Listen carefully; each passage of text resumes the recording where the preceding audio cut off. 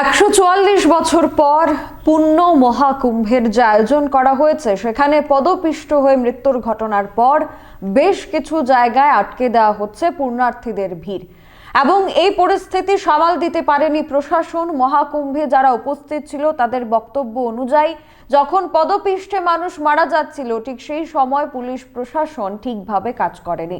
মহাকুম্ভে পদপিষ্টের ঘটনার পর বেশ কিছু জায়গায় পুণ্যার্থীদের ভিড় আটকে দেওয়া হয়েছে এবং পরবর্তী অনুমতি পাওয়ার পর প্রশাসনের পক্ষ থেকে এই পুণ্যার্থীদের ভিড়কে আবারও মহাকুম্ভের দিকে যেতে দেওয়ার অনুমতি দেওয়া হবে বলে জানা যাচ্ছে।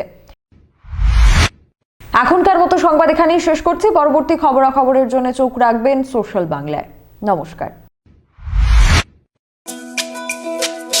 তুমি আছো রান্নাঘরে, তাই সুগন্ধে ভরে, যা খুশি তেমনই খাই, তোমার জাদুর রান্নায় থাকে শুধু লংতরাই, থাকে শুধু লংতরাই।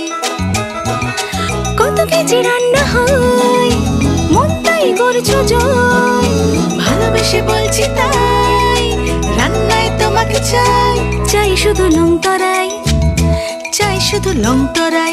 লংতরাই গুঁড়ো মশলা, রান্নায় তোমাকে চাই, চাই শুধু লংতরাই।